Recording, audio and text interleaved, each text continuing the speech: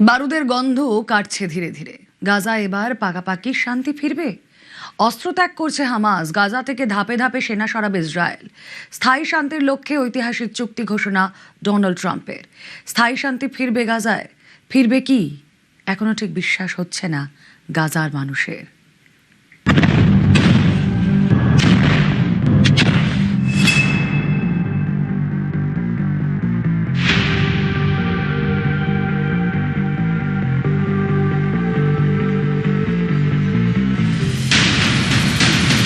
এই স্বপ্নই তো দেখেছিল গাজা, দেখেছিল এক সুন্দর সকালের স্বপ্ন। কিন্তু দিনের পর দিন, প্রজন্মের পর প্রজন্মের স্বপ্ন যুদ্ধে শেষ হয়ে গিয়েছে। কান্নার শব্দে ঘুম ভেঙেছে উপত্যকার।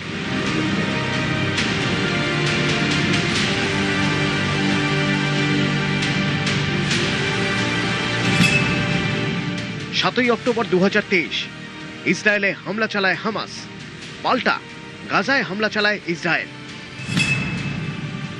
2 বছরে গাজা উপত্যকা ধ্বংসস্তূপে পরিণত হয়। ৭৩,০০০ সাধারণ মানুষের মৃত্যু হয়। 2025 সালে পূর্ণাঙ্গ যুদ্ধবিরতি।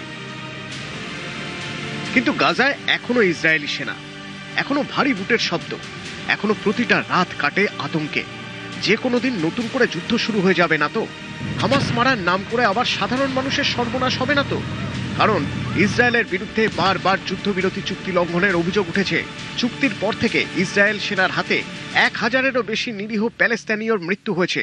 বিভিন্ন এলাকা ইসরায়েল সেনার দখলে। গাজার বেশ কিছু জায়গায় যাতায়াত ও পণ্যবাহী যান চলাচলে বিধিনিষেধ অব্যাহত।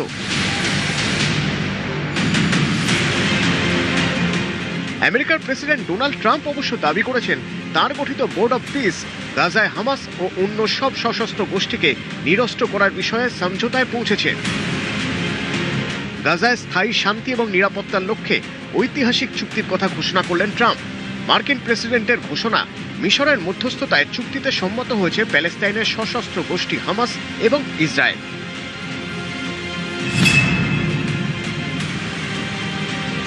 গত অক্টোবর মাসেই গাজায় যুদ্ধবিরতিতে সম্মত হয়েছিল ইসরায়েল এবং হামাস। তারপরেও অবশ্য সংঘাত থামেনি। যুদ্ধবিধ্বস্ত গাজা পুনর্গঠনের জন্য চলতি বছরের গোড়ায় বোর্ড অফ পিস গঠন করেন ট্রাম্প। গত ফেব্রুয়ারি মাসে ওয়াশিংটনে এই শান্তি পরিষদের বৈঠকে যোগ দিয়েছিলেন 47টি দেশের প্রতিনিধিরা। বৃহস্পতিবার সোশ্যাল মিডিয়ায় ট্রাম্প জানান, হামাস এবং গাজা ভূখণ্ডে সক্রিয় সমস্ত সশস্ত্র গোষ্ঠী অস্ত্র পরিত্যাগ করবে। এই সময়ের মধ্যে গাজা থেকে ধাপে ধাপে সেনা প্রত্যাহার করবে ইসরায়েলও। হামাস এবং অন্য গোষ্ঠীগুলির অস্ত্র ত্যাগের বিষয় সম্পন্ন হলে গাজায় কোনো ইসরায়েলি সেনা থাকবে না। ইসরায়েলের নিরাপত্তা প্রাপ্য, তারা তা পাবে। গাজার সন্ত্রাসবাদী হামলার ঘাঁটি হবে না।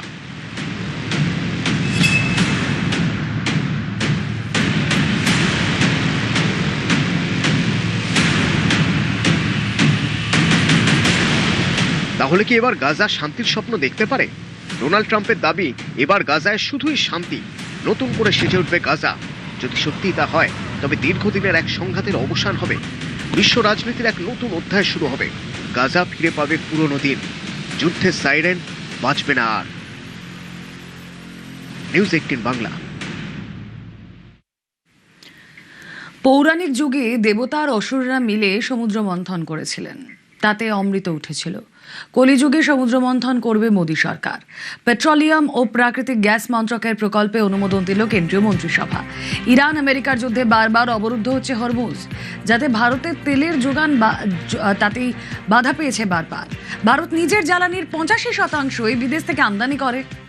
পারস্য উপসাগরে যুদ্ধ চোখে আঙুল দিয়ে দেখিয়ে দিয়েছে কেন ঘরোয়া উৎপাদন বাড়ানো প্রয়োজন। জ্বালানিতে বিদেশি নির্ভরতা কমাতেই সমুদ্র মন্থন প্রকল্পে অনুমোদন দেওয়া হয়েছে। ভারতের আশেপাশে তেলের সন্ধান করবে এই প্রকল্প। অনুমোদিত বাজেট 84,000 কোটি টাকা। সমুদ্র মন্থনে গভীর ও অতি গভীর সমুদ্র তট থেকে তেল তোলার চেষ্টা করা হবে। এক একটি তেলের কুয়ো খোঁড়ার খরচই 1000 থেকে 1200 কোটি টাকা। আন্দামান সাগর, কৃষ্ণা গোদাবরী অববাহিকা এবং মুম্বাইয়ের সমুদ্র তট নজরে রয়েছে। মহানদী অববাহিকায় ইতিমধ্যেই তেলের খোঁজে অভিযান চালাচ্ছে ওএনজিসি।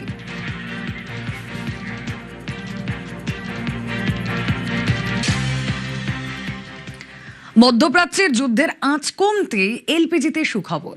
বাণিজ্যিক এলপিজি সিলিন্ডারের দাম কমলো, 19 কেজির সিলিন্ডারের দাম কমলো 209 টাকা। কলকাতায় দাম কমে হলো 2872 টাকা।